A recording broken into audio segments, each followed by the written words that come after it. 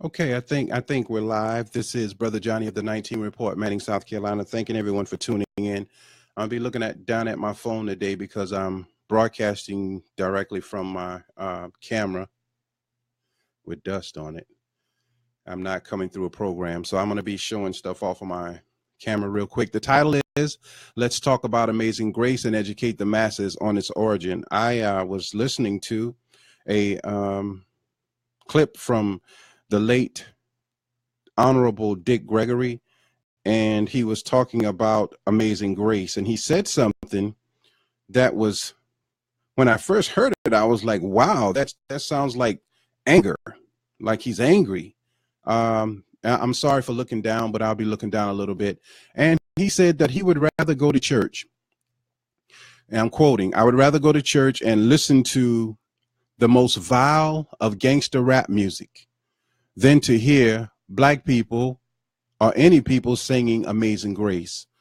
He said the hymn Amazing Grace is an insult to black people and to all people.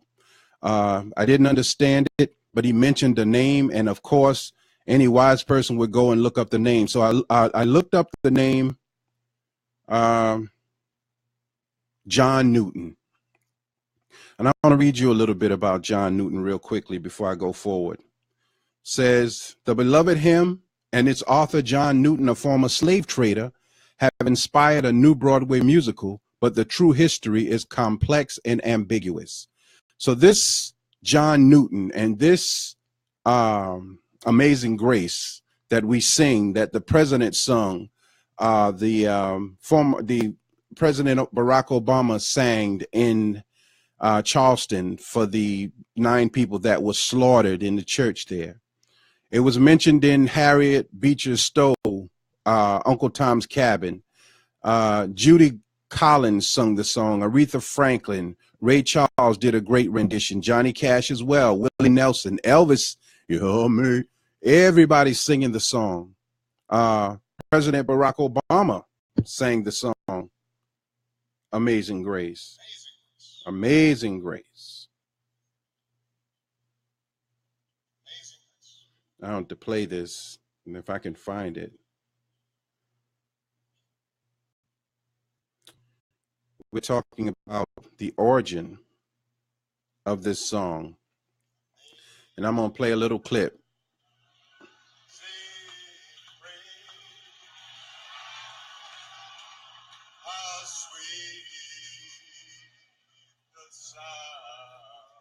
That's President Barack Obama singing Amazing Grace at the funeral of the congressman from Charleston, South Carolina. And I want to go into a little bit of the history of this song, who wrote it and why he wrote it. Now, this John Newton was a vicious slave trader. He would go to Africa and pick up the slaves and just do vile things, just brutal in what he did to our people. This John Newton. Let me show you a picture of him, hoping you can get it in there. This is the Caucasian, the European that wrote Amazing Grace. I want to tell you why he wrote it. And I want to get right to it because I don't want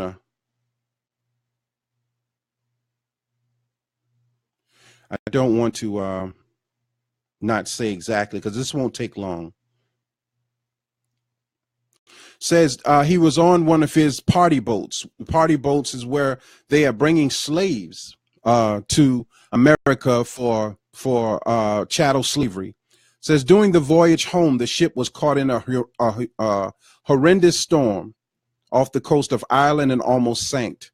Newton prayed to God, whatever God that was, and the cargo miraculously shifted to fill a hole in the ship hull, and the vessel drifted safely to shore.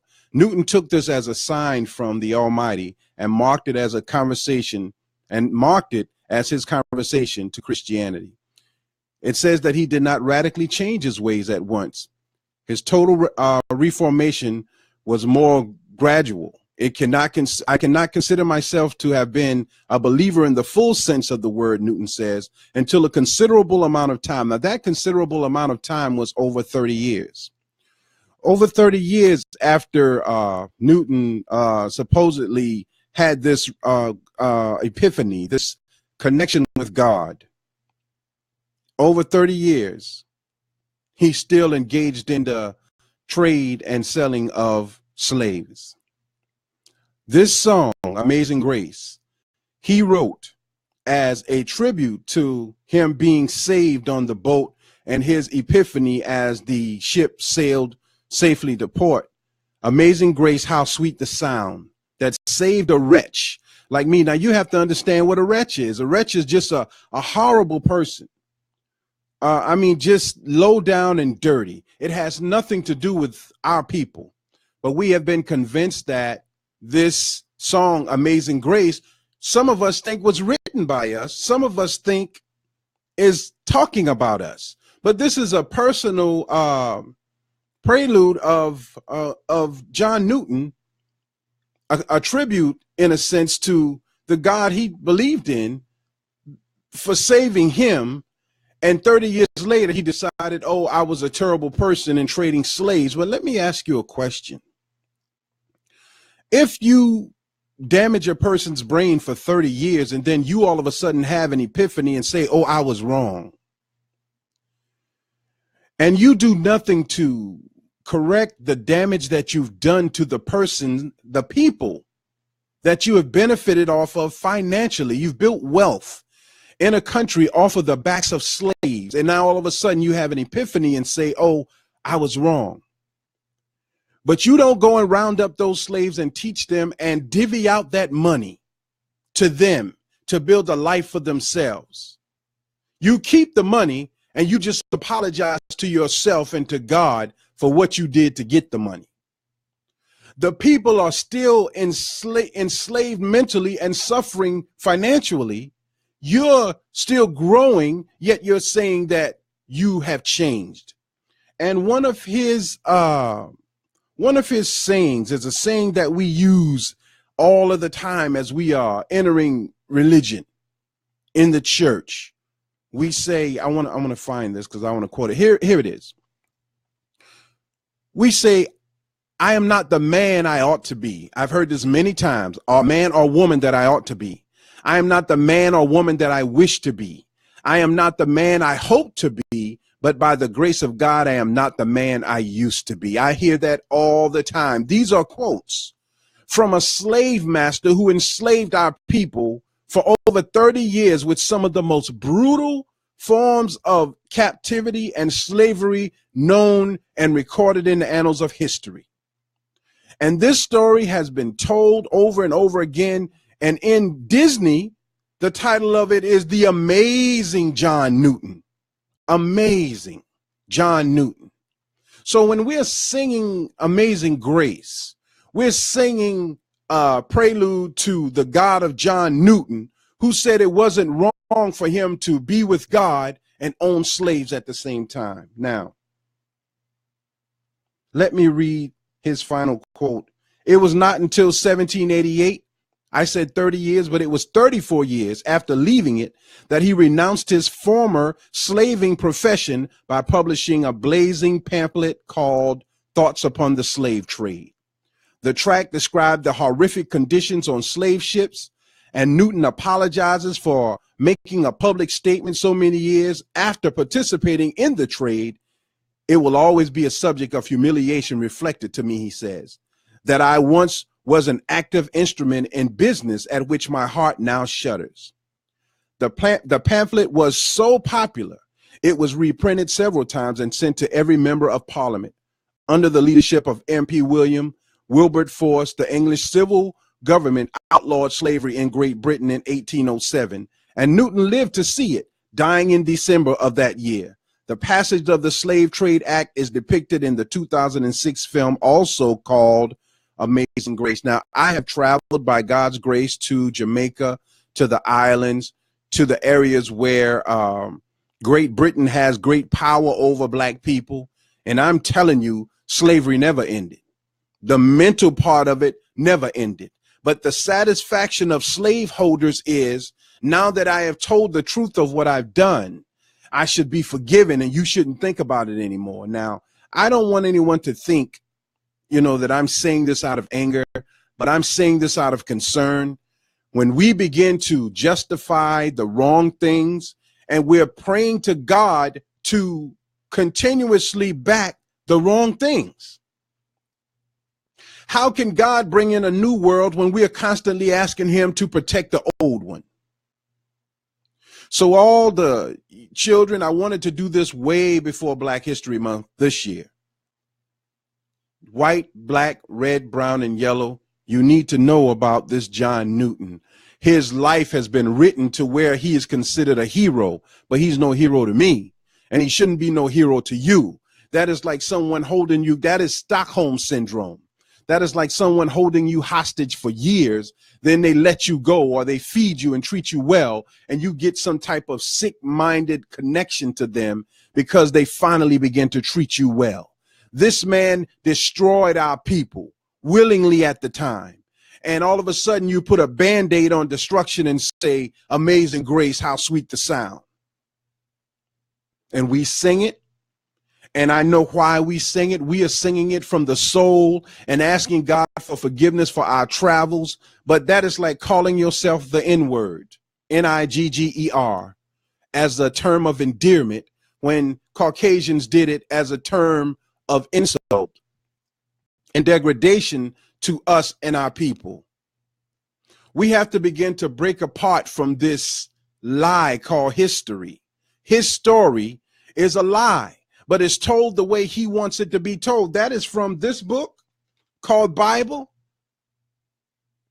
to any other book you read just about. Let me read you something real quick. And I've read it over and over again, and I'm going to read it one more time. His story in the Bible, it says, the Holy Bible containing the Old and New Testaments, translated out of the original tongues, and with the former translation diligently compared and revised, commonly known as the Authorized King James Version. So if you know anything about King James, this is his version of God's word, according to written statements from the past. How much of it has been changed to make it look as if though Caucasians have not done as terrible of a thing that they have done. And I want to say this: I am not a provocateur, not in my words or in my actions. You won't find on record where I've been arrested for anything other than trying to help other people. But this is not provocateur talk. This is not instigative talk. This is concerned, knowledge-based talk. I want to say two more things. I will be talking about incest coming up very soon. Again, we did it a few years ago and we got a very good response from it. But my wife talked to a neighbor of ours and we had no idea that they were involved in such a horrendous life right next door.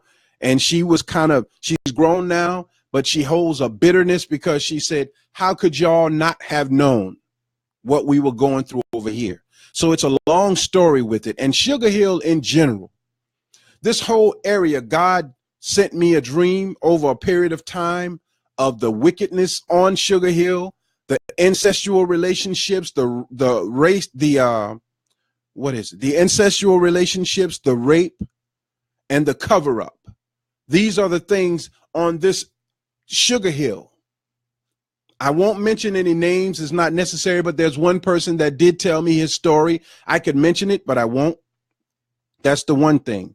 The second thing I wanted to mention, on August the 21st, we witnessed it will be occurring again in 7 years in 2024. It will be crisscrossing the United States, the solar eclipse.